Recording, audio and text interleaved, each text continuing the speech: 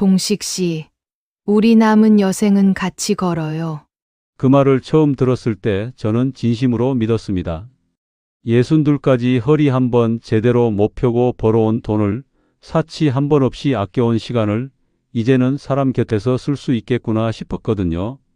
저보다 8살 어린 여자가 제 허리 아픈 날을 먼저 알아챘고 밥은 먹었냐고 물었고 혼자 늙지 말자고 했으니까요. 그러니 믿었습니다.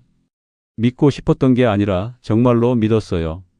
그런데 재혼하고 얼마 지나지 않아 이상한 일들이 하나씩 겹치기 시작했습니다. 밤마다 울리는 전화, 자꾸만 생기는 급한 사정, 낯선 이름이 우리 집안으로 너무 자연스럽게 들어오기 시작한 것도요. 저는 그때마다 가족이니까 살다 보면 그럴 수 있지 하고 넘겼습니다. 그런데 지금 돌아보면 이런 생각이 납니다. 여생을 함께 걷자던 그 말은 대체 언제부터 제 전 재산을 향한 말이었을까요?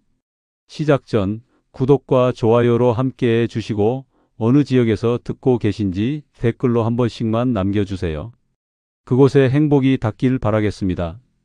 혼자 밥을 먹는 데는 익숙했습니다. 퇴근하고 불 꺼진 집에 들어가 냉장고 문 열고 어제 담가둔 김치 꺼내고 찬밥 한 공기 데워 식탁에 놓는 게 습관이 된 지 오래였어요. 뭔가 부족하다고 느껴본 적도 별로 없었습니다. 배는 채워지고 다음 날 일어나면 또 하루가 왔으니까요. 그렇게 사는 게 그냥 제 방식이었습니다. 그러니까 제가 외로웠던 건지 아니면 그냥 사람 온기에 너무 오래 익숙하지 않았던 건지는 솔직히 지금도 잘 모르겠어요. 다만 분명한 건 하나입니다. 그날 그 여자가 제 허리를 먼저 알아챘을 때 뭔가가 움직였다는 거예요. 오래된 기계 부품처럼 굳어 있던 데서 무언가가 삐걱하고 돌아가기 시작한 느낌이랄까요? 저는 62까지 조선소 하청과 설비 보수 일을 했습니다. 몸으로 때우는 일이었어요. 무거운 걸 들고 좁은 데 기어 들어가고 여름엔 쇳덩이 열기 속에서 땀을 쏟았습니다. 은퇴하고 나서도 가만히 있질 못하고 건물 관리 일을 맡았어요. 큰 돈은 아니었지만 앉아서 받는 돈이 손에 안 익었거든요. 몸을 써야 제대로 번 것 같은 기분이 들었으니까요. 그렇게 악착같이 살았습니다. 사치를 부려본 적이 없습니다. 옷도 신발도 오래 신고 외식은 국밥집이면 충분했고 여행이라는 건 딸 지연이 어릴 때 바다 한번 데려간 게 마지막이었어요. 그렇게 살다 보니 적금도 차곡차곡 쌓였고 퇴직금 일부도 건드리지 않고 뒀고 혼자 살던 소형 아파트도 정리하면 얼마가는 손에 쥘 수 있었습니다. 많은 건 아니었지만 평생 허투루 쓰지 않아서 모은 돈이었어요. 그게 자랑은 아니어도 그냥 저한테는 버텨온 시간이었습니다. 복지관 문화 강좌가 끝나고 근처 국밥집에 들어갔을 때였습니다. 워낙 오래 일하다 보니 허리 한쪽이 늘 결려서 앉을 때 자연히 손을 짚게 됩니다. 그날도 별 생각 없이 그러고 있었는데 맞은편 자리 여자가 말없이 의자 하나를 당겨줬어요. 요란하게 어디 불편하세요? 하는 것도 아니고 눈을 마주치며 제가 도와드릴게요 하는 것도 아니었습니다. 그냥 조용히 자연스럽게 당겨줬어요. 마치 오래 알던 사람처럼. 저는 순간 어떻게 반응해야 할지 몰랐습니다. 고맙다고 했고 잠깐 눈이 마주쳤고 그게 다였습니다. 국밥 한 그릇 먹으면서 짧게 말을 몇 마디 나눴어요. 한서윤이라고 했습니다. 저보다 8살 아래였고 요란한 구석 없이 또렷한 인상을 가진 사람이었습니다. 밝지도 않고 어둡지도 않고 그냥 차분하게 앉아있는 사람. 연락처를 주고받고 헤어졌습니다. 집에 오는 버스 안에서 저는 그 사람이 한 행동을 몇 번 다시 생각했어요. 의자를 당겨주는 게 뭐 그리 대단한 일이냐 싶겠지만 저한텐 오랜만이었거든요. 제 몸 상태를 먼저 알아챈 사람이, 먼저 뭔가를 해준 사람이. 그게 이상하게 오래 남았습니다. 며칠 뒤였어요. 서윤 씨한테 문자가 왔습니다. 그날 보니까 허리 많이 불편하신 것 같더라고요. 이게 좀 도움이 될까 해서요. 찜질팩이었어요. 택배로 보낸 게 아니라 직접 들고 왔습니다. 복지관 앞에서 잠깐 건네주고 바로 갔어요. 오래 있지도 않았고 차 한 잔 마시자는 말도 없었습니다. 그냥 주고 갔어요. 저는 그 찜질팩을 허리에 대고 방에 누웠습니다. 천장을 보다가 눈을 감았어요. 이상하게 코끝이 찡했습니다. 허리가 따뜻해서인지 아니면 다른 이유에서인지는 그때도 몰랐어요. 그냥 오랜만에 누군가 챙김을 받은 것 같은 느낌이었습니다. 그게 그렇게 크게 다가올 줄은 몰랐거든요. 그 뒤로 소윤 씨는 자주 연락했습니다. 밥은 먹었냐고, 날이 추워지는데 내복은 챙겼냐고, 이번 주 복지관 나오냐고. 요란하지 않고 끈적하지도 않았어요. 그냥 자연스러웠습니다. 억지로 맞춰주는 느낌이 아니라 원래 그런 사람인 것처럼요. 어느 날은 제가 냉장고를 열었더니 반찬 2통이 들어와 있었습니다. 언제 다녀간 건지도 몰랐어요. 냉장고 문 안쪽에 메모가 하나 붙어 있었습니다.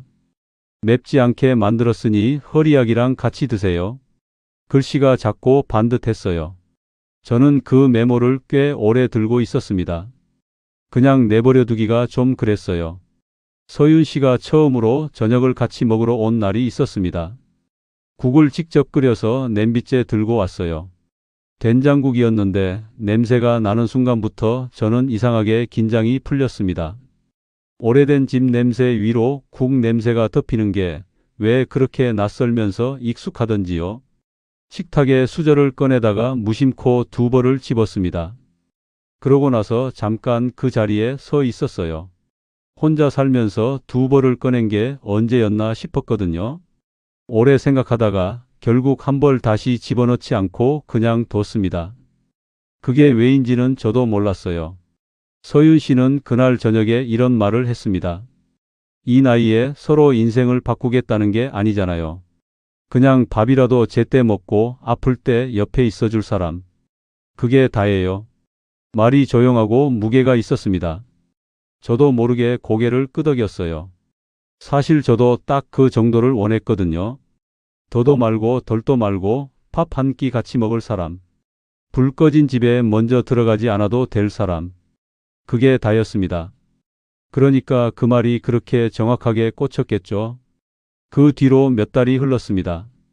같이 복지관도 다니고 가끔 시장도 걷고 날 좋은 날엔 공원 벤치에 나란히 앉아 있기도 했습니다. 서윤 씨는 억지로 뭔가를 만들어내려 하지 않았어요. 그냥 옆에 있었습니다. 그게 제일 좋았어요. 누가 없는 시간보다 누가 옆에 있는 시간이 더 자연스러워지기 시작했거든요. 어느 순간부터는 서윤 씨 연락이 없는 날이 오히려 이상하게 느껴졌습니다. 재혼 얘기가 자연스럽게 나왔습니다. 딸 지연이는 빠르다고 했어요. 아빠 만난 지 얼마나 됐다고 벌써 그 얘기야. 좀 더 알고 나서 해도 늦지 않잖아. 저는 지연이 말이 틀린 건 아니라는 걸 알았습니다. 그래도 그때 저는 이미 기울어 있었어요. 되돌리고 싶다는 생각이 들지 않았습니다. 아니, 솔직히 말하면 되돌리기가 무서웠는지도 모릅니다. 다시 혼자가 되는 게요? 재혼을 결심하고 며칠 뒤 서윤 씨가 조심스럽게 말을 꺼냈습니다. 동식 씨, 새로 시작하려면 짐을 좀 털어야죠. 당신 집도 오래됐고 제 전셋집도 계약이 복잡하게 얽혀 있어요. 둘이서 새로 맞춰 들어갈 집을 알아보는 게 낫지 않겠어요? 서로 짐 싸들고 눈치 보면서 사는 건 좀 그렇잖아요. 말이 맞는 것 같았습니다. 어차피 재혼을 하면 합쳐야 하는 게 맞으니까요. 서로 눈치를 보는 것보다 새로 시작하는 게 낫다는 말도 틀리지 않았고요. 저는 그 말을 의심하지 않았습니다. 그냥 그런 거라고 생각했어요. 부동산 사무실을 같이 들렀고 새로 들어갈 전셋집을 몇 군데 봤습니다. 서윤 씨는 깔끔하게 잘 골랐어요. 동선도 보고 층도 따지고 햇볕 드는 방향까지 확인했습니다. 저는 옆에 서서 고개를 끄덕였어요. 사실 그런 것보다는 서윤 씨가 자기 살 집을 고르듯 꼼꼼하게 보는 모습이 더 눈에 들어왔거든요. 이 사람이 진심이구나 싶었습니다. 집이 정해지자 서류가 움직이기 시작했습니다. 제가 혼자 살던 소형 아파트를 처분해야 했어요. 보증금과 계약금을 먼저 맞춰야 했고 날짜도 빠르게 잡혔습니다. 저는 평생 살던 집 열쇠를 부동산에 맡기던 날 이상하게 아무 말도 나오지 않았습니다. 서류 봉투를 들고 은행으로 갔어요. 창구 직원이 잔액 화면을 보더니 아무렇지도 않게 말했습니다. 큰돈 움직이시네요. 저는 괜히 웃으며 대답했습니다. 이제 같이 살 사람이 생겨서요. 그 말이 입 밖으로 나오던 순간 손끝이 살짝 떨렸습니다.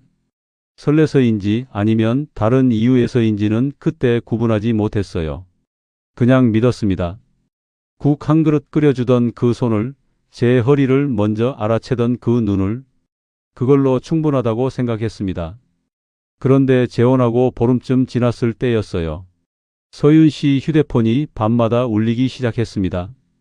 처음엔 그냥 전화인 줄 알았습니다. 밤 10시가 넘어서 울리는 전화가 며칠째 이어지길래 저는 서윤 씨 지인 중에 야행성인 사람이 있나 보다 싶었어요. 물어보지도 않았습니다. 재혼한 지 얼마 안 됐고 서로 살던 방식이 다른데 밤 전화 한 번 가지고 뭐라 할 수는 없잖아요. 저는 그냥 먼저 자는 척 누워 있었습니다. 그런데 며칠이 지나도 전화는 끊기지 않았어요.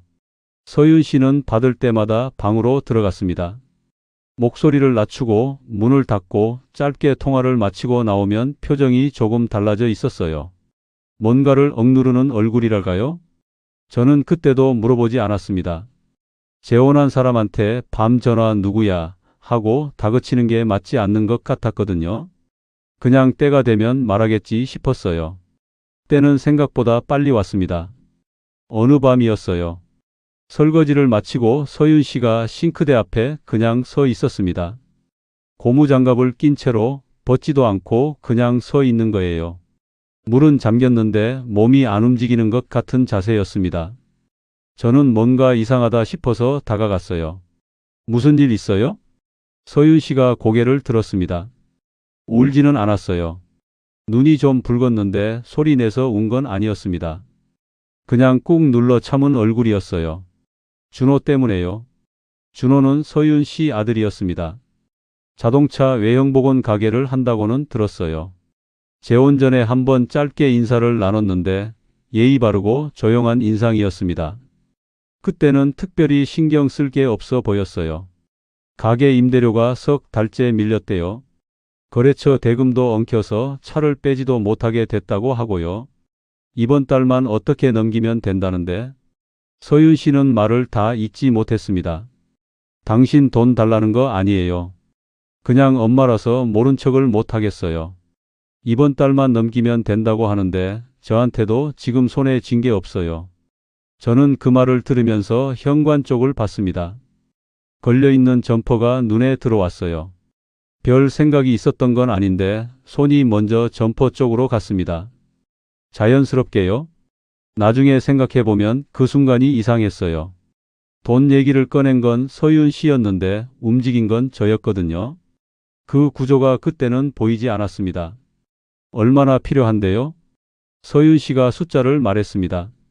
많지 않았어요. 적금 깰 것도 없고 ATM에서 뽑으면 되는 액수였습니다. 저는 그냥 그렇게 생각했어요. 이번 한 번이면 끝난다고. 가게가 한 달만 버티면 정리된다고 하니까 이번 한 번이면 충분하겠지 하고요. 다음 날 준호를 만났습니다.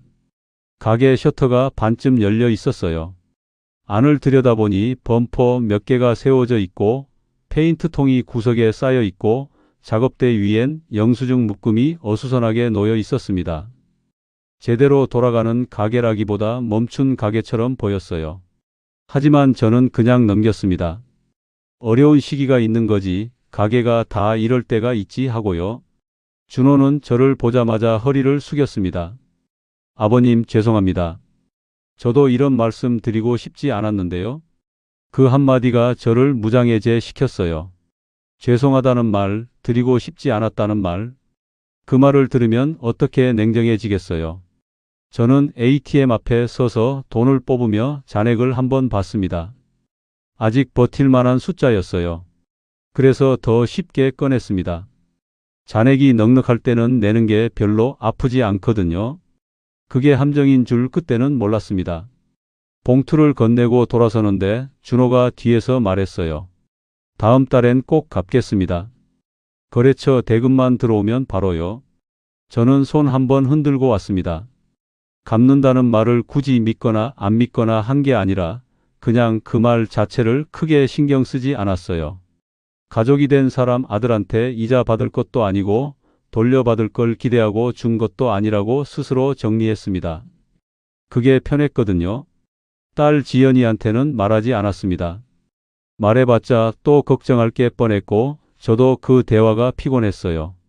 아버지 재혼이 빠르다고 이미 한 번 말한 애였으니까요. 이번에도 또 그 얘기 나올까봐 그냥 혼자 정리했습니다. 이 정도는 내가 알아서 할 수 있다고 생각했거든요. 그런데 그 다음 주였습니다. 서윤 씨가 저녁 먹다 말고 조심스럽게 운을 뗐어요. 준호 가게 건물주가 이번 달 말까지 밀린 임대료를 다 내지 않으면 명도 절차를 밟겠다고 했다는 겁니다. 이번 달에 넣어준 돈은 거래처 대금 막는데 먼저 쓰게 됐다고 했어요. 그래서 임대료는 아직 해결이 안 됐다고요. 숟가락을 내려놓았습니다. 그럼 아까 준 건요? 그게 먼저 급한 데가 있어서요. 동식 씨, 이번 한 번만 더요. 진짜 이번이 마지막이에요. 이번 한 번. 지난번에도 그 말을 들었습니다. 그런데 이번에도 똑같은 말이 나왔어요. 저는 그걸 이상하게 여기면서도 또 그냥 넘겼습니다. 집에서 밥 먹다 돈 얘기를 길게 끌고 싶지 않기도 했고 서윤 씨 표정이 또 그 싱크대 앞 얼굴이었거든요. 소리 없이 참는 얼굴. 저는 그 얼굴에 약했어요. 두 번째 봉투가 나갔습니다. 그날 밤에 지연이한테서 문자가 왔어요. 아빠 요즘 잘 지내? 얼굴 한번 봐도 돼?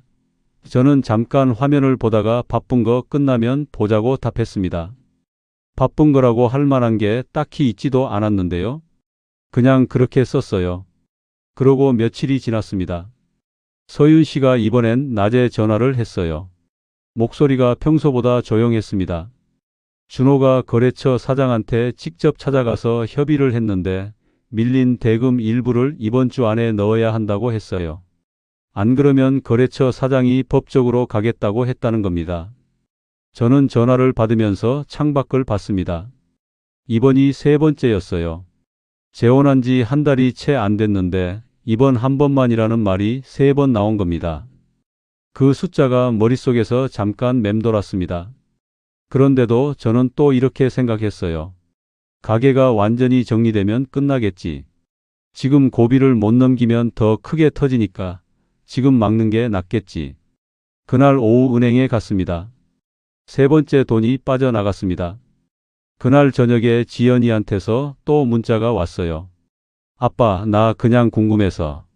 혹시 돈 쪽으로 뭔가 움직이는 거 있어? 저는 화면을 오래 봤습니다. 어떻게 알았나 싶었거든요. 말한 적도 없는데. 무슨 소리야?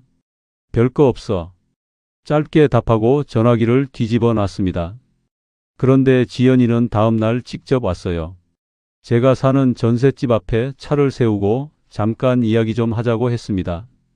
저는 서윤 씨한테 잠깐 나갔다 오겠다고 하고 차에 탔어요. 지연이는 핸들을 잡은 채로 앞을 보며 말했습니다. 저를 보지 않았어요. 아빠, 사람 좋은 거랑 돈 섞이는 건 다른 문제야. 저는 그 말을 듣고 잠깐 뜸을 들였습니다. 차 안이 조용했어요. 바깥에서 바람이 지나가는 소리만 났습니다. 가족이 됐는데 그럼 모른 척하냐. 지연이가 핸들을 살짝 쥐며 말했어요. 가족이면 더 조심해야지. 아빠, 그 사람이 좋은 사람인 건 알아. 근데 아들 문제까지 아빠가 막아주는 건 다른 얘기잖아. 저는 대답하지 않았습니다. 할 말이 없어서가 아니라 대답하기가 싫었어요. 맞는 말인데 인정하면 뭔가 무너질 것 같은 기분이 들었거든요. 이 재혼이, 이 선택이, 이 기대가 흔들리는 것 같아서요. 됐다. 그냥 가라. 지연이 눈이 잠깐 흔들렸습니다. 저는 차 문을 열고 내렸어요. 뒤돌아보지 않았습니다. 지연이 차가 떠나는 소리가 들렸고 저는 잠시 거기 서 있었어요. 바람이 좀 쌀쌀했습니다. 손을 주머니에 넣었는데 아까 은행에서 받아온 출금 영수증이 구겨져 있었어요. 꺼내지 않고 그냥 다시 밀어 넣었습니다. 집으로 들어갔습니다. 서윤 씨는 소파에 앉아 텔레비전을 보고 있었어요. 어디 갔다 왔어요? 저는 그냥 바람 좀 쐬고요 하고 방으로 들어갔습니다. 누웠는데 잠이 오지 않았어요. 이번 한 번이 세 번이 됐고 3번 동안 지연이와 처음으로 금이 갔습니다. 그게 머릿속에서 같이 돌았어요. 잠이 들려고 눈을 감으면 지연이 차가 떠나던 소리가 들렸습니다. 그런데 그게 끝이 아니었어요. 며칠 뒤 서윤 씨가 입을 열었습니다. 이번엔 전셋집 쪽에서 문제가 생겼다고 했습니다. 전셋집 얘기가 나온 건 준호 가게 문제가 아직 채 가라앉지도 않은 때였습니다. 저는 그때 이미 3번 돈을 꺼낸 상태였어요. 많다면 많고 적다면 적은 액수였지만 한 번 꺼낼 때마다 뭔가 조금씩 달라지는 느낌이 있었습니다. 처음엔 그냥 이번 한 번이라고 생각했는데 3번이 되고 나니까 이번 한 번이라는 말이 조금 다르게 들리기 시작했거든요. 그래도 저는 그냥 넘겼어요. 가게 문제가 마무리되면 끝나겠지 하고요. 그런데 서윤 씨가 꺼낸 건 가게 얘기가 아니었습니다. 동식 씨, 제 전셋집 쪽에서 연락이 왔어요. 저녁을 먹고 나서였어요. 서윤 씨가 식탁을 닦으면서 말을 꺼냈습니다. 행주질을 하면서 저를 보지 않고 말하는 방식이었어요. 뭔가 꺼내기 불편한 말을 할 때 사람들이 그러잖아요. 눈을 피하면서 손을 바쁘게 움직이는 거요. 보증금 일부를 먼저 맞춰야 한다고 했습니다. 집주인 쪽에서 사정이 생겨서 계약 조건이 바뀌었고 짐을 빼는 날짜도 당겨졌다고요. 원래 계획보다 빠르게 움직여야 한다고 했습니다. 저는 그 말을 들으면서 식탁 모서리를 봤어요. 그게 얼마나 돼요? 서윤 씨가 숫자를 말했습니다. 이번엔 가게 때와 달리 작은 액수가 아니었어요. 적금을 건드려야 하는 수준이었습니다. 저는 잠깐 말이 없었어요. 서윤 씨가 행주를 내려놓으며 말했습니다. 내가 재혼만 안 했어도 이런 일에 당신 손 안 벌렸을 텐데. 말을 흘렸어요. 끝까지 잊지 않고 그냥 흘렸습니다. 저는 그 말 끝에 오히려 책임감이 올라왔어요. 이상하죠? 돈을 달라는 말도 아닌데 재혼해서 미안하다는 말을 들으니 오히려 제가 뭔가 해야 할 것 같은 기분이 든 겁니다. 지금 생각하면 그게 참 교묘한 구석이 있었는데 그때 저는 그걸 몰랐어요. 어차피 우리 둘이 같이 살 집 구하려면 정리해야 하는 거 아니에요. 당신 전셋집도 빼고 내 집도 정리하고 새로 맞춰서 들어가면 되잖아요. 제가 먼저 그 말을 꺼냈습니다. 지금 다시 생각하면 왜 그 말을 제가 먼저 했는지 모르겠어요. 서윤 씨가 유도한 건지 제가 스스로 그 결론으로 달려간 건지 어느 쪽이든 결과는 같았어요. 다음 날 부동산 사무실 탁자 앞에 앉게 됐으니까요. 부동산 사무실은 동네 작은 가게였습니다. 창가에 매물 사진 몇 장이 붙어 있었고 안쪽 탁자엔 계약서, 양식이 놓여 있었어요. 사장이 자판기 커피를 2잔 내왔고 서윤 씨는 조용히 계약서를 살펴봤습니다. 저는 옆에 앉아서 서류 가장자리만 보고 있었어요. 도장을 찍기 전에 손끝에 땀이 찼습니다. 손바닥이 아니라 손끝이요. 서류 종이를 넘기는데 종이가 축축하게 젖을 정도였어요. 이상한 건 그 손끝 땀이 긴장 때문인지 불안 때문인지 구분이 안 됐다는 겁니다. 그냥 뭔가 크게 움직인다는 신호 같은 것만 느껴졌어요. 도장을 찍고 나왔습니다. 서윤 씨는 밖으로 나오면서 잘 됐다고 했어요. 목소리가 한결 가벼웠습니다. 저는 그게 좋아 보였어요. 저 때문에 짐이 풀렸다는 게 뿌듯했거든요. 지금 생각하면 그 뿌듯함이 참 허망하지만 그때는 진짜로 그랬습니다. 며칠 뒤 은행에 갔어요. 적금 만기가 아직 몇 달 남아 있었습니다. 중도 해지하면 이자가 대부분 날아가요. 창구 직원이 만기까지 기다리시는 게 낫지 않겠어요? 라고 했어요. 저는 잠깐 뜸을 들였습니다. 그래도 해지했습니다. 지금 막아야 할 게 있으니까요. 퇴직금 잔액도 일부 정리했습니다. 조선소 퇴직하면서 받아둔 돈 중에 건드리지 않으려고 아껴뒀던 부분이었어요.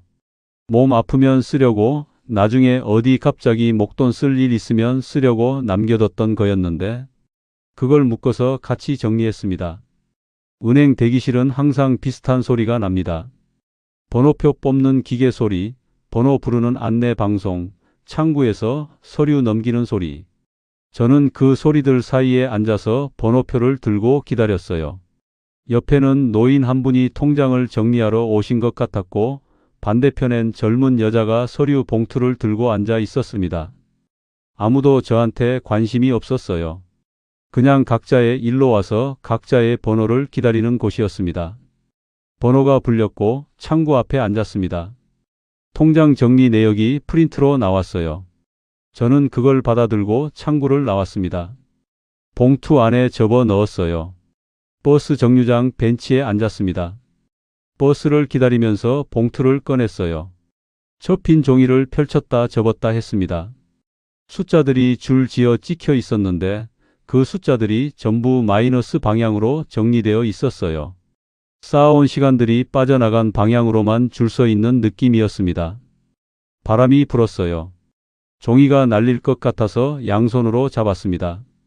버스가 와도 한동안 못 일어났어요. 한 대 그냥 보냈습니다. 다음 버스를 기다리면서 그 종이를 다시 접어 봉투에 넣었어요. 봉투를 꽉 쥐었습니다. 그게 돈이 아니라는 걸 그때 처음으로 느꼈습니다. 조선소에서 여름마다 쇳덩이 열기 속에 서 있던 시간들, 건물 관리 일 나가면서 새벽에 혼자 도시락 싸던 아침들, 사치 한 번 안 부리고 모아온 세월들. 그게 얇은 종이 몇 장으로 정리되어 있었습니다. 손에 쥔 봉투가 이상하게 가벼웠어요. 집에 돌아오는 길에 지연이한테서 전화가 왔습니다. 받을까 말까 잠깐 보다가 받았어요. 아빠, 나 지금 근처야. 잠깐 볼 수 있어? 저는 버스 안이었습니다. 오늘은 좀 피곤하다고 했어요. 지연이가 잠깐 말이 없었습니다. 그러고 나서 조용히 물었어요. 아빠, 요즘 돈 많이 움직이는 거 아니야? 저는 창밖을 봤습니다. 버스가 정류장을 지나치는 중이었어요. 왜 그런 소리 해? 그냥요? 아버지 통장 쪽으로 뭔가 자꾸 움직이는 것 같아서. 내가 내 통장을 어떻게 알아? 몰라. 그냥 느낌. 저는 전화를 끊었습니다. 세게 끄는 건 아닌데 더 이야기하기가 싫었어요. 지연이 느낌이 맞았거든요. 맞는 말을 들으면 더 불편한 법이잖아요. 며칠 뒤 지연이가 직접 왔습니다. 이번엔 집 앞이 아니라 제가 자주 가는 국밥집 근처에서 기다리고 있었어요. 미리 연락도 없이요.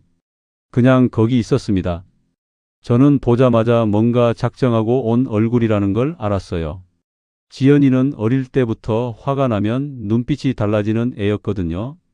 국밥집 안으로 들어가지도 않고 그냥 가게 앞 의자에 나란히 앉았습니다. 지연이가 먼저 말했어요. 아빠, 그 사람 아들 문제 왜 아빠가 계속 막아줘? 재혼했으면 부부지 아빠가 왜 그 집 해결사야? 저는 손을 무릎 위에 올려놓고 잠깐 있었어요. 살다 보면 그럴 수 있는 거야. 어려울 때 서로 도와주는 게 가족이잖아. 그게 처음 한 번이면 그렇지. 근데 계속이면 달라. 아빠 적금도 깼다는 거 알아? 저는 숨이 잠깐 막혔습니다. 지연이가 어떻게 알았는지는 몰랐어요. 말한 적이 없는데. 근데 알고 있었습니다. 내가 뭘 안다고 함부로 말하냐. 사람 사정은 살아봐야 아는 거야. 지연이가 입술을 닫았습니다. 반박하려다 참는 게 보였어요. 저는 그냥 일어섰습니다. 나 바쁘다. 아빠. 됐어. 걸어오는데 뒤에서 지연이가 말했습니다. 아빠가 그 사람 밀어내는 게 아니라 나를 밀어내고 있어. 저는 멈추지 않았습니다. 그냥 걸었어요. 근데 그 말이 등에 딱 붙어서 떨어지지 않았습니다. 집에 돌아와서 밥을 먹었는데 무슨 맛인지 몰랐어요. 서윤 씨가 무슨 일 있어요? 하고 물었고 저는 아무것도 아니에요 하고 답했습니다. 그날 밤 휴대폰을 봤습니다. 대화창 목록을 위에서 아래로 스크롤했어요.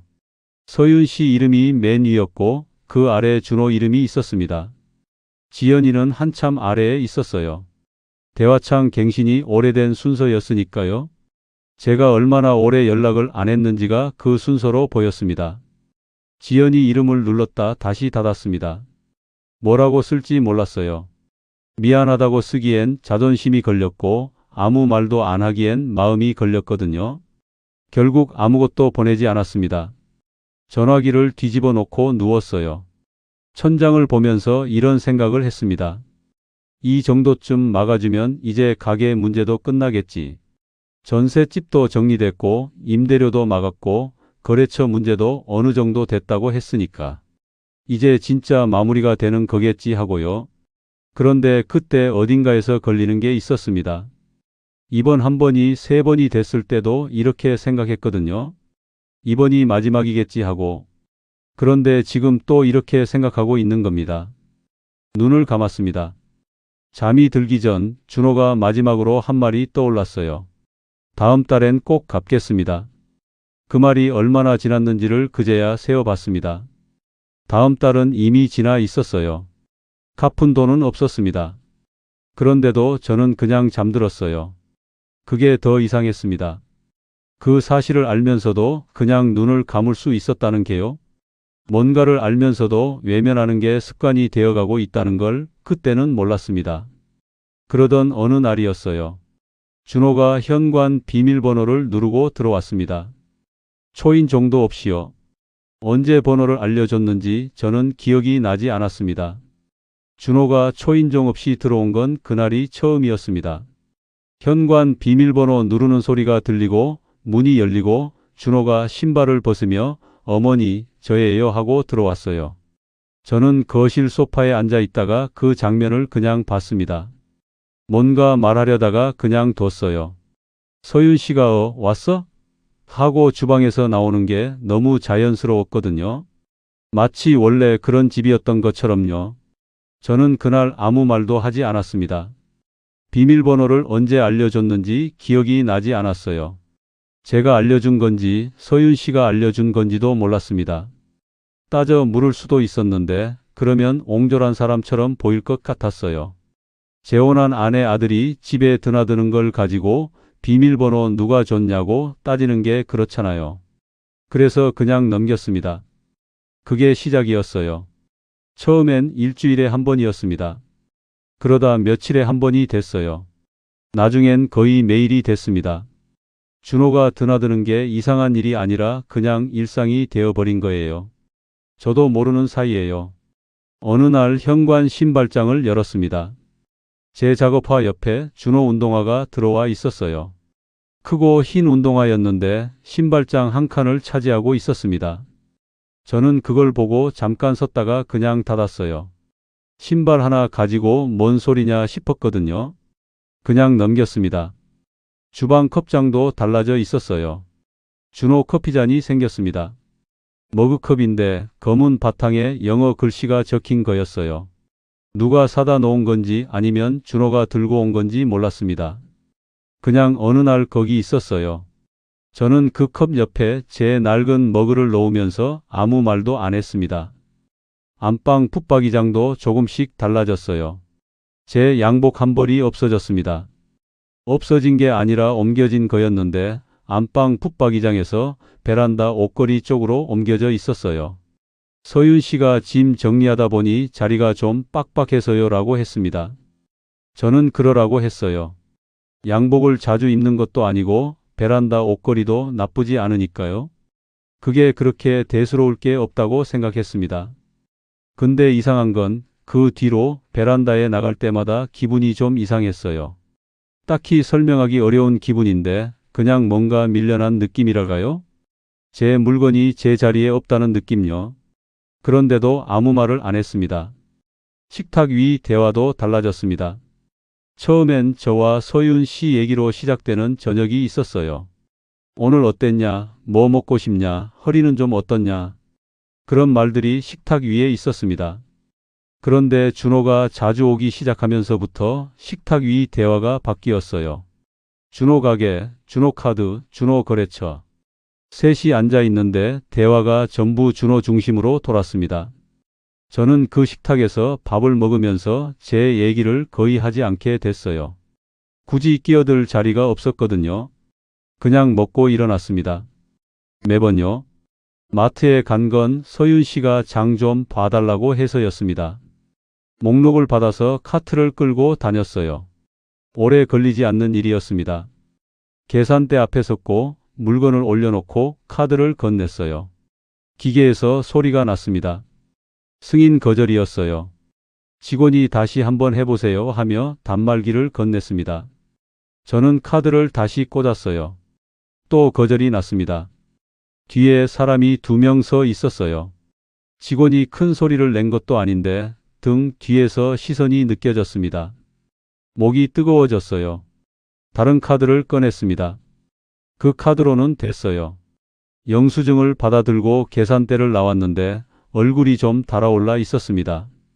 사람들 앞에서 카드가 안 되는 게 그렇게 창피할 일은 아닌데 저한테는 아팠어요. 평생 그런 일 없이 살았거든요. 카드 긁는데 거절 나는 일이요. 약국에 들렀습니다. 허리약을 사러요. 진열대에서 약통을 집어들었는데 가격표를 봤습니다. 2통을 사려고 했는데 1통만 집어들었어요. 괜히 계산이 됐습니다. 지금 이거 2통 사면 저녁에 또 뭔가 나갈 수 있고 다음 주에도 쓸 데가 생길 수 있고 그래서 1통만 샀습니다. 약봉지를 들고 약국을 나오면서 이상한 생각이 들었어요. 제 몸 약을 줄이고 있다는 게요? 허리가 아파서 약을 사러 온 건데 돈 계산하면서 1통만 산 겁니다. 생활이 무너지는 게 큰돈이 빠질 때가 아니라 이렇게 자기 약을 줄이는 순간부터라는 걸 약국 문을 나서면서 처음으로 느꼈습니다. 근데 그때도 저는 그냥 집으로 갔어요. 준호 가게를 완전히 정리하는 날이 왔습니다. 서윤 씨가 전날 밤에 말했어요. 동식 씨, 내일 준호 가게 짐 좀 빼야 하는데 같이 가줄 수 있어요? 저는 알겠다고 했습니다. 마지막으로 목돈이 한 번 더 들어갔어요. 밀린 비용을 정리하고 보증금 일부를 처리하고 이것저것 막는 데 썼습니다. 이번이 진짜 마지막이라고 서윤 씨가 말했어요. 저는 그 말을 들으면서 고개를 끄덕였습니다. 그 말을 몇 번째 듣는 건지는 세지 않았어요. 가게 앞에 도착했습니다. 셔터가 내려가 있었어요. 한쪽에 박스가 몇 개 쌓여 있었고 준호가 전화를 하면서 서 있었습니다. 서윤 씨는 안에서 종이 상자를 들고 나왔다 들어갔다 했어요. 저도 뭔가 거들려고 안으로 들어가려는데 준호가 전화를 끊으면서 저를 봤습니다.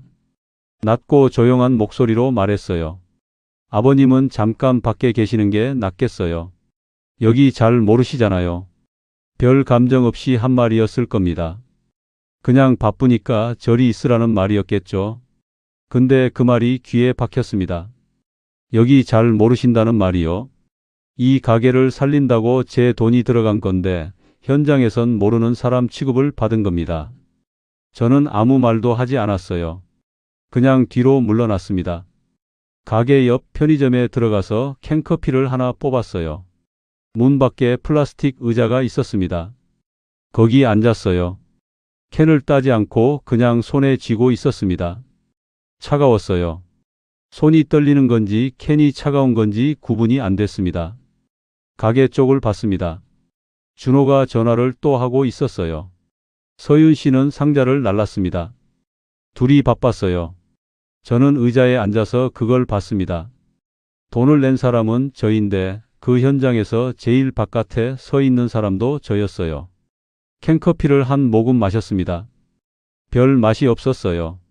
하늘이 흐렸는데 비는 안 왔습니다. 바람이 좀 불었고 편의점 간판이 삐걱거렸어요. 저는 거기 한참 앉아 있었습니다. 짐 정리가 끝나고 서윤 씨가 나왔어요. 고생했어요. 이제 다 됐어요. 저는 일어서면서 그래요 하고 말했습니다. 준호는 짐을 실으면서 저한테 짧게 고개를 숙였어요. 저도 고개를 끄덕였습니다. 오는 길에 셋이 같이 차를 탔어요. 준호가 운전했고 서윤 씨가 조수석에 앉았고 저는 뒷자리에 앉았습니다. 앞에서 둘이 낮게 이야기를 나눴어요. 가게 짐 어디 맡기는지, 나중에 어떻게 할 건지. 저는 창밖을 봤습니다. 아무 말도 하지 않았어요. 할 말이 없었거든요. 아니, 있었는데 꺼낼 자리가 없었습니다. 집에 돌아왔을 때 피곤했어요. 뭘 해서 피곤한 게 아니었습니다. 그냥 지쳐 있었어요. 방에 들어가서 앉았는데 이 집에서 제 자리가 어딘지 잘 모르겠다는 생각이 들었습니다.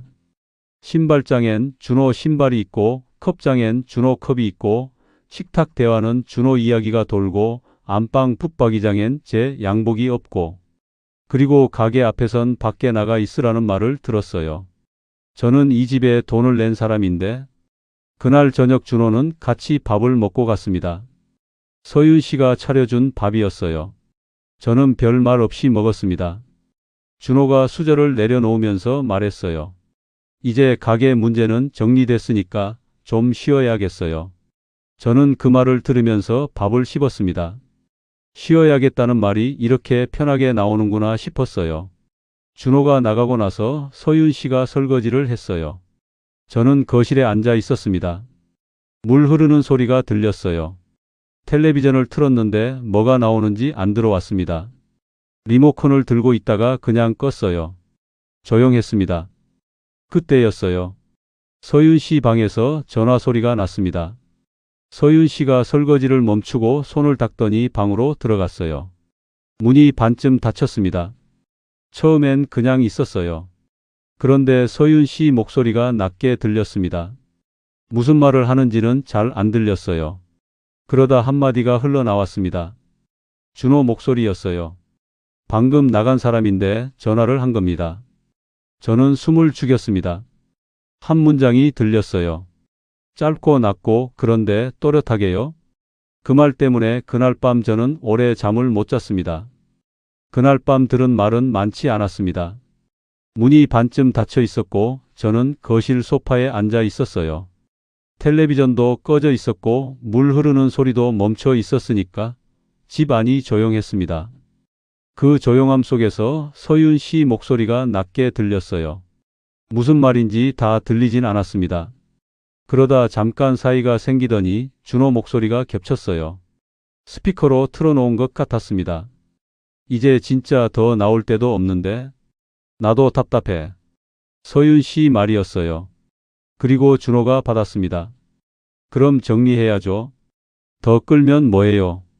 딱 거기까지였습니다. 그 뒤로 목소리가 낮아졌는지 아니면 제 귀가 더 이상 들으려 하지 않은 건지 모르겠어요. 저는 그 두 문장만 들었습니다. 소파에 앉은 채로 한동안 움직이지 않았어요.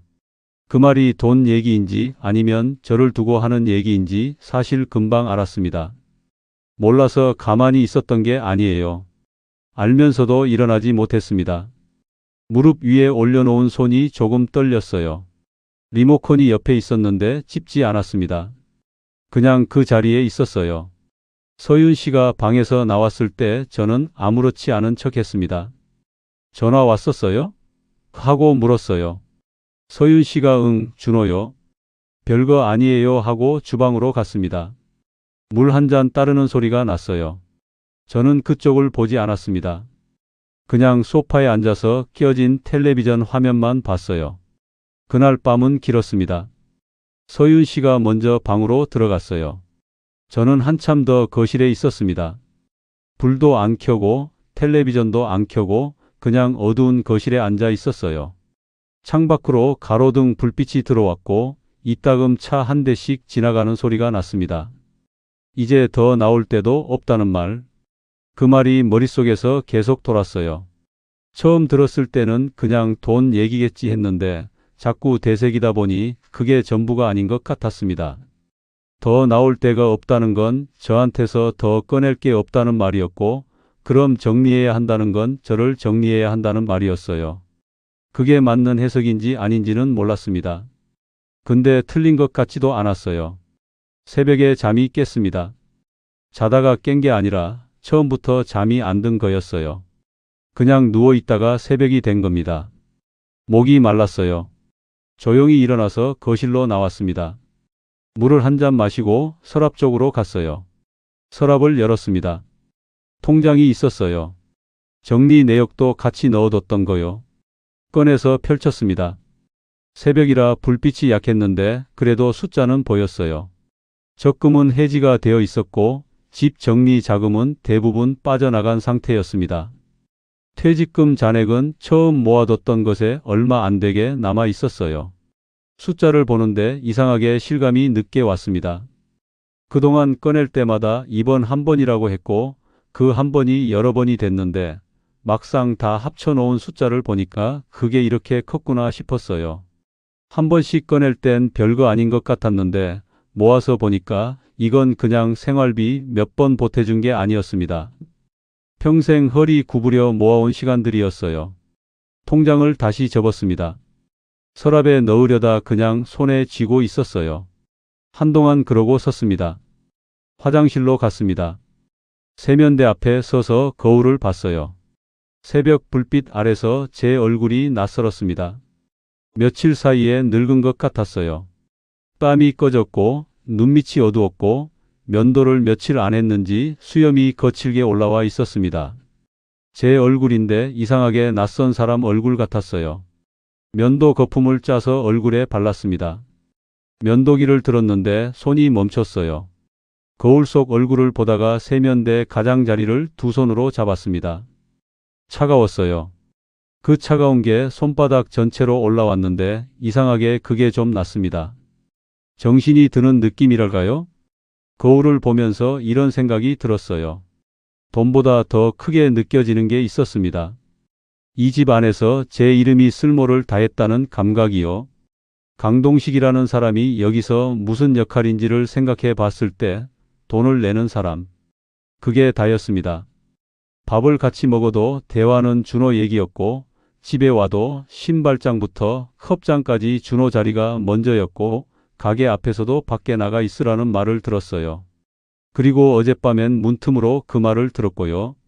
면도 거품을 씻어냈습니다. 면도는 하지 않았어요. 그냥 수건으로 얼굴을 닦고 나왔습니다. 아침이 됐고 서윤 씨가 밥을 차렸어요. 저는 식탁에 앉았습니다. 서윤 씨는 평소처럼 국을 떠다 주고 반찬을 옮기고 자리에 앉았어요. 아무 일도 없는 것처럼요. 저도 숟가락을 들었습니다. 밥을 먹었어요. 무슨 맛인지 몰랐습니다. 밥을 다 먹고 제가 먼저 입을 열었어요. 당신 처음부터 이럴 생각이었어요? 말이 나오기 전까지 제가 이 말을 꺼낼 줄 몰랐습니다. 그냥 나왔어요. 오래 참았던 게 아니라 그냥 흘러나온 말이었어요. 서윤 씨가 국그릇을 내려놓았습니다. 저를 봤어요. 표정이 달라지지 않았습니다. 화를 내거나 당황하거나 하지 않았어요. 그냥 조용히 그런데 차갑게 받았습니다. 당신이 원해서 도와준 거잖아요. 내가 칼 들고 시켰어요? 그 말이 정확하게 꽂혔습니다. 틀린 말이 아니었거든요.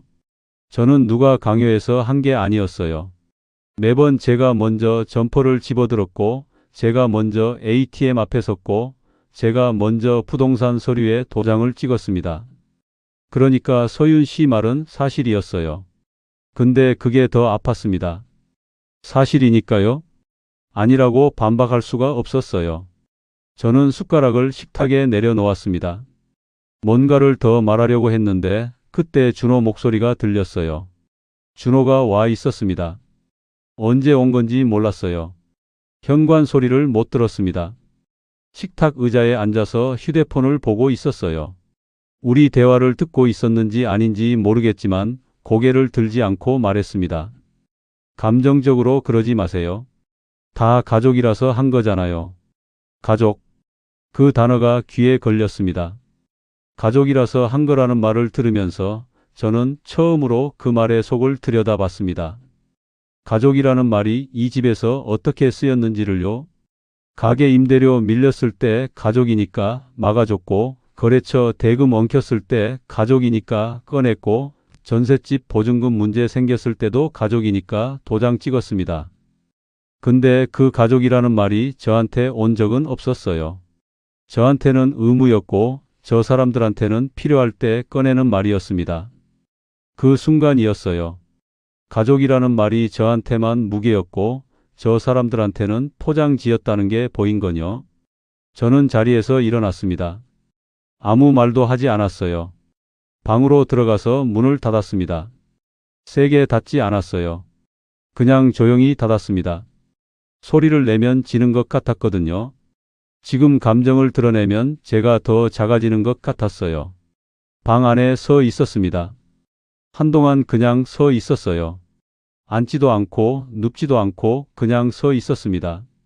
창밖으로 낮 햇살이 들어왔어요. 이상하게 밝았습니다. 이런 날 이런 생각을 하고 있다는 게 어울리지 않았어요. 휴대폰을 꺼냈습니다. 지연이 이름을 봤어요. 마지막 대화가 꽤 됐습니다. 제가 끄는 거였고 제가 밀어낸 거였어요. 지연이가 맞는 말을 했는데 저는 그게 싫어서 외면했습니다. 문자를 쓰려다가 뭐라고 해야 할지 몰랐어요. 미안하다고 쓰기엔 아직 뭔가 걸렸고 아무 말도 안 하기엔 이 방 안이 너무 조용했습니다. 결국 아무것도 보내지 않았어요. 전화기를 침대 위에 놓고 창가에 서 있었습니다. 며칠이 그렇게 흘렀어요. 서윤 씨와 저는 말이 많이 줄었습니다. 밥은 같이 먹었고 자리는 같이 앉았는데 대화가 없었어요. 준호는 여전히 드나들었고 저는 거기서 점점 더 조용해졌습니다. 뭔가를 기다리는 것 같기도 하고 아니면 그냥 이미 끝난 걸 확인하는 것 같기도 한 날들이었어요. 그러던 어느 날 아침이었습니다. 출근하듯 나가려고 현관에 나왔는데 신발장 옆 바닥에 뭔가 놓여 있었어요. 작은 여행 가방 하나였습니다. 접어놓은 셔츠 몇 벌이 그 옆에 가지런히 놓여 있었어요. 제 것이었습니다. 여행 가방이 거기 있었습니다. 작은 가방이었어요. 제가 예전에 지연이 결혼식 때 하룻밤 자고 오려고 샀던 거였습니다. 그 가방이 현관 신발장 옆 바닥에 놓여 있었고 접어놓은 셔츠 몇 벌이 그 옆에 가지런히 있었어요. 누가 개켜놓은 건지 반듯하게 접혀 있었습니다. 그게 더 이상했어요. 화가 나서 던져놓은 것도 아니고 급하게 밀어놓은 것도 아니었거든요. 그냥 정리된 것처럼 놓여 있었습니다. 서윤 씨가 거실에 있었어요. 소파에 앉아 있었는데 제가 현관에서 그걸 보고 있는 걸 알면서도 먼저 말하지 않았습니다. 저도 한동안 그 가방을 보고 있었어요. 뭔가 말을 꺼내야 하는데 입이 잘 안 열렸습니다. 서윤 씨가 먼저 말했어요. 우리 여기까지 하는 게 맞겠어요. 소리를 지르지 않았습니다. 울지도 않았어요. 그냥 조용했어요. 담담하다는 말이 맞을 것 같았습니다. 마치 오래 생각해온 말을 꺼내는 것처럼요. 아니면 이미 오래전에 결론이 난 말을 이제 소리내서 하는 것처럼요. 저는 가방 손잡이를 잡았습니다. 뭔가 반박하거나 따지거나 그동안 꺼낸 돈 얘기를 꺼내야 하는 것 같았는데 말이 나오지 않았어요. 아니, 솔직히는 말을 하고 싶지 않았습니다. 이 공간에서 더 길게 있고 싶지 않았어요. 이미 제 자리가 없는 집에서 더 버티는 게 무슨 의미인지 몰랐거든요. 셔츠를 가방 안에 넣었습니다. 서윤 씨는 일어서지 않았어요. 저는 방으로 들어가서 나머지 짐을 챙겼습니다. 오래 걸리지 않았어요. 사실 이 집에 제 물건이 많지 않았습니다. 안방 붙박이장에서 밀려난 양복 한 벌, 베란다 옷걸이에 걸린 옷 몇 가지, 세면대 옆에 놓인 칫솔과 면도기. 그게 다였어요. 짐이 적다는 게 이렇게 쓸쓸하게 느껴진 적이 없었습니다. 가방을 들고 현관으로 나왔어요. 신발을 신었습니다. 서윤 씨는 소파에 그대로 있었어요. 저는 잠깐 그쪽을 봤다가 문을 열었습니다. 마지막으로 뭔가 한마디를 해야 할 것 같았는데 아무 말도 안 나왔어요. 문이 닫혔습니다. 엘리베이터를 기다렸습니다. 복도가 조용했어요. 엘리베이터 버튼을 누르고 서 있는데 문이 열리고 거울이 보였습니다. 가방을 든 제 모습이 거기 있었어요. 낯선 사람 같았습니다. 아니, 낯선 상황 속에 있는 저 같았어요. 엘리베이터가 내려가는 동안 저는 거울을 보지 않았습니다. 건물 밖으로 나왔어요. 바람이 불었습니다. 날이 좀 흐렸어요. 가방을 들고 잠깐 그 자리에 서 있었습니다.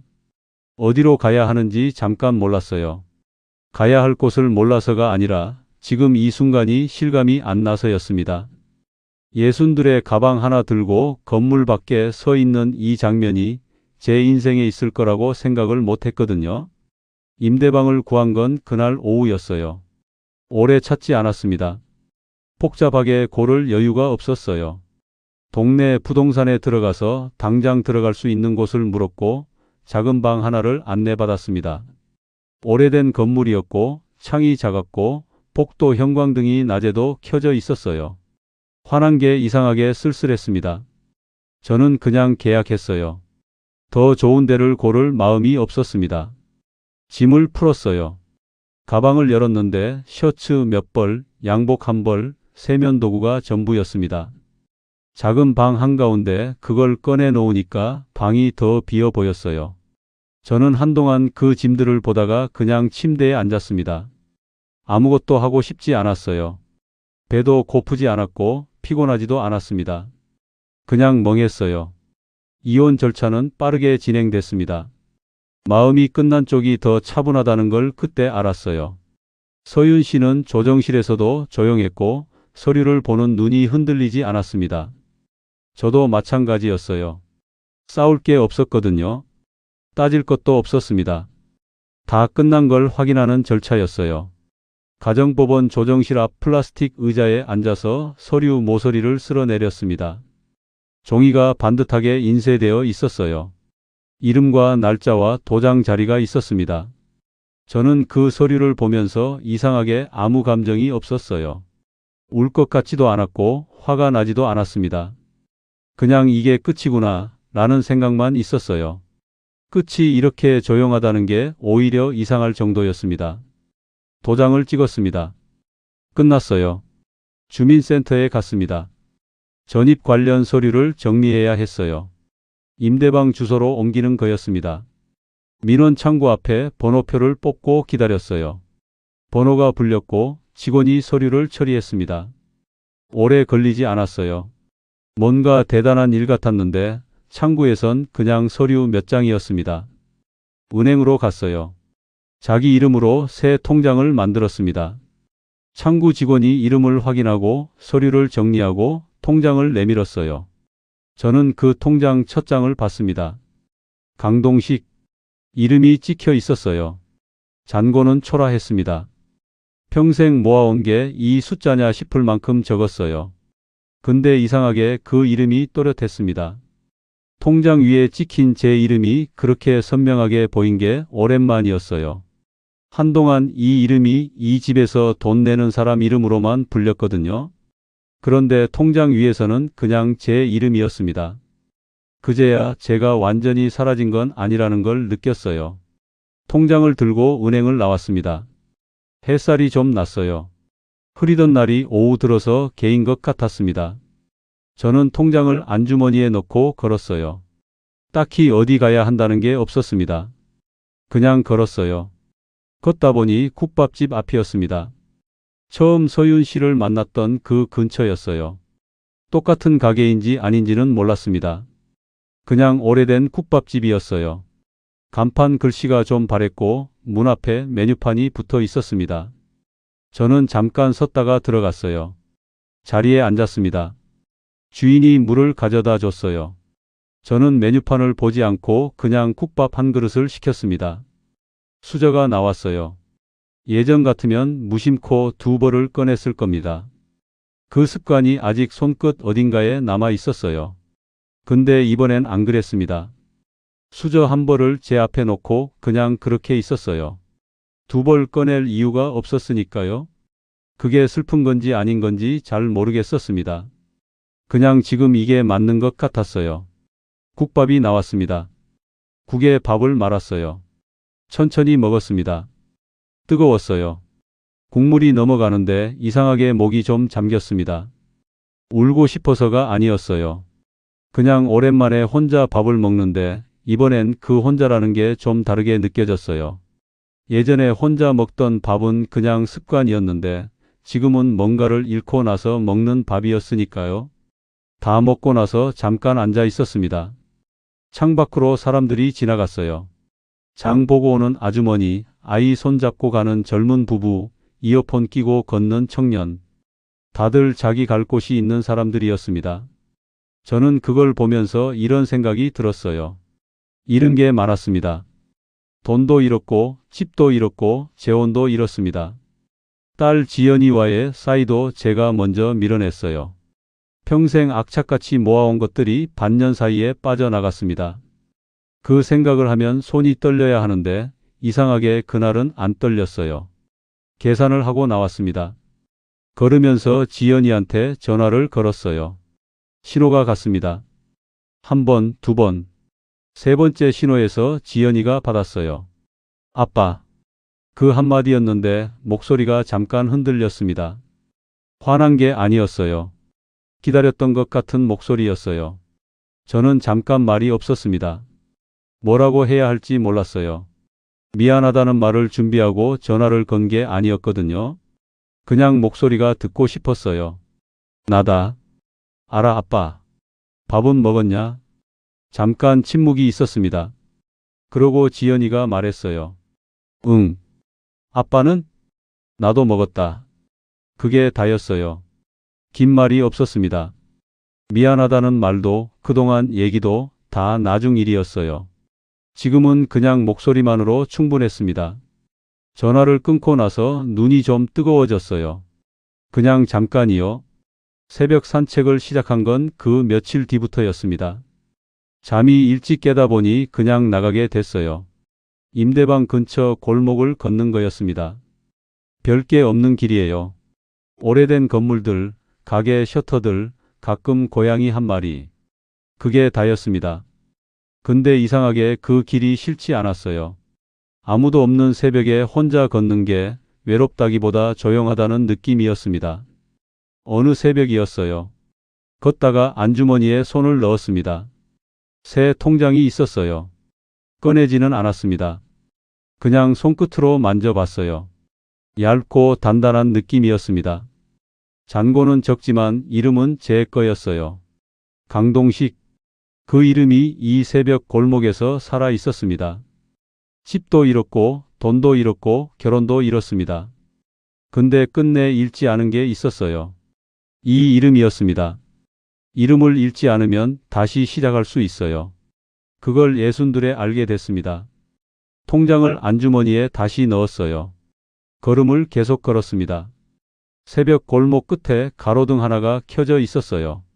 불빛이 길 위로 동그랗게 떨어져 있었습니다. 저는 그 불빛 쪽으로 걸어갔어요. 끝난 건 결혼이었고 끝난 건 그 집이었습니다. 제 인생은 아직 거기 있었어요. 끝까지 들어주셔서 감사합니다. 구독과 좋아요는 다음 이야기를 이어갈 힘이 됩니다. 그리고 주인공에게 한 줄 응원을 댓글로 남겨주시면 그 마음까지 함께 전해두겠습니다.